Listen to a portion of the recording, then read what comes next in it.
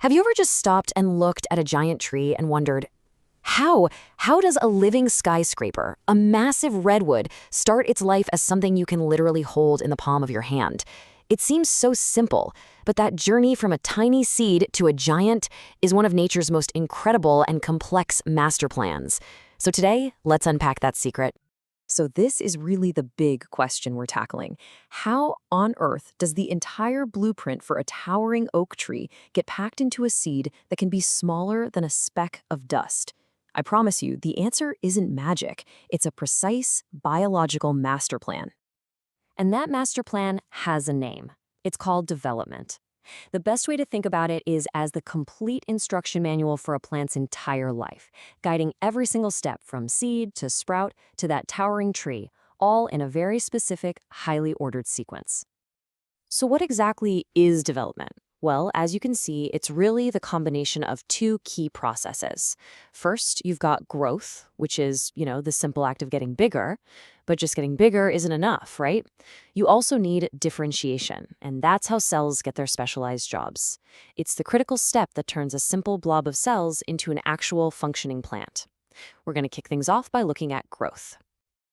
And this brings us to something that makes plants so incredibly unique in the living world. See, unlike so many other organisms, they have what is basically a perpetual growth engine. It allows them to just keep getting bigger and bigger throughout their entire life. Now, when scientists talk about growth, they mean something very specific. It's not just a plant cells soaking up water like a sponge, because that's temporary, it's reversible. True growth, as you see it defined here, is a permanent increase in size. Once a leaf gets bigger or a root gets longer, that's it. There's no going back. It is an irreversible commitment. And this slide just lays out the key difference perfectly. Animals, that includes us, we have what's called determinate growth. We grow up to a certain size, and then we stop. But plants, they have indeterminate growth. They have this absolutely amazing capacity for unlimited growth, which is why some trees can live and keep on growing for thousands of years. So how do they pull it off? Well, the secret all comes down to something called meristems. You can think of these as the plant's very own forever young stem cell factories. They are these special zones where cells never lose their ability to divide, over and over and over again, constantly pumping out new cells for the plant body. And these little cell factories are working in two main directions at once. You've got primary growth, which is all about making the plant longer, so taller shoots reaching for the sun and deeper roots digging into the soil. That happens right at the tips. And then you have secondary growth, which makes the plant wider. This comes from lateral meristems, like the cambium, which is really just a super thin layer of tissue right under the bark of a tree that adds a new ring of growth each year. And if you want to get a sense of just how powerful this engine is, check out this number. A single meristem at the very tip of one corn root can crank out over 17,500 new cells, not in a day, but every single hour. That is just an absolutely astonishing rate of production. But, this explosive growth doesn't just go full throttle 24/7. A plant's life actually has these distinct phases, and its growth rate follows a really predictable pattern. When you plot it on a graph, it always makes this classic S-shaped curve. It all begins with what's called the lag phase. This is the slow start, where a brand new seedling is just kind of getting its bearings and adapting to its new environment. Growth is definitely happening, but it's slow and steady as the plant gets established. And then, boom, we hit the exponential phase. This is where growth just goes into overdrive. The cells are dividing at their maximum speed, and the plant's size just skyrockets. This is that classic growth spurt where you can almost see the changes happening day to day. But of course, that incredible explosion can't last forever. Eventually, the plant starts hitting its limits. In this stationary phase, resources like nutrients, water, and sunlight start to become limited. And that causes growth to slow way down and eventually stabilize. The plant has reached maturity. And get this, it's not just about the number of new cells, it's also about how big those individual cells can get. A single cell inside a watermelon can expand its size by up to 350,000 times. That is how you get from a little flower to a massive fruit. It's just this mind-boggling expansion at the cellular level. All right, so we've covered growth, just getting bigger. But that's only half the story of development, remember? So what about the other part? This is where all those brand new cells fresh from the meristem factory get assigned their specific jobs. And this process is called differentiation. Honestly, the best way to think about differentiation is like a cell choosing its career. It starts out as a total blank slate from the meristem. Then, as it matures, it goes through all these very specific changes to its cell wall, to the living stuff inside it, all to do a very specific job.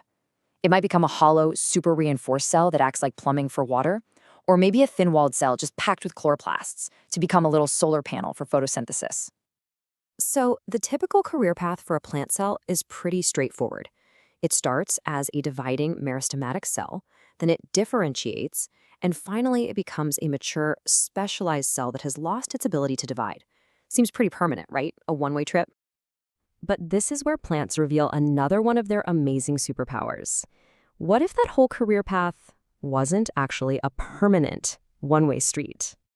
Incredibly, it is not a one-way street. Under certain conditions, like maybe an injury, a mature plant cell can do something truly mind-blowing.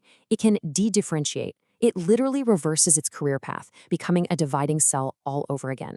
And then those new cells can re-differentiate into something completely different to heal a wound. This superpower is the exact reason you can take a cutting from a plant, stick it in water, and watch it grow a whole new set of roots. It's reversing the clock.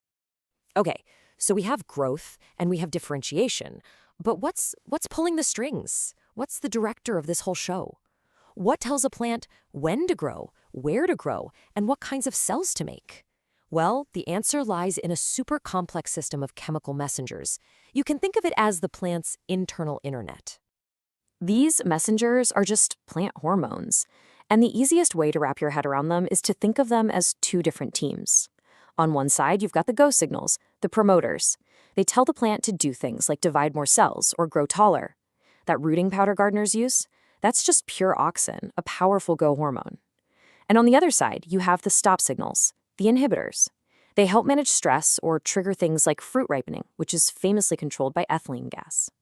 It's a constant balancing act between these two teams. So, when you step back and you put all of these pieces together, the perpetual growth, the cells specializing for jobs, all of it run by these chemical signals, you start to see a plant not as some static object, but as an organism that is in a constant state of dynamic change, always responding and adapting to the world around it. And this ultimate adaptability, it has a name. It's called plasticity. The buttercup is a perfect example of this. If a buttercup is growing on land, it will produce one shape of leaf. But if a part of that exact same plant starts growing into the water, it will produce a completely different, feathery kind of leaf that's way better suited for living in water. It's the same genetic code, but the plant actively changes its own body to master its environment. It's incredible.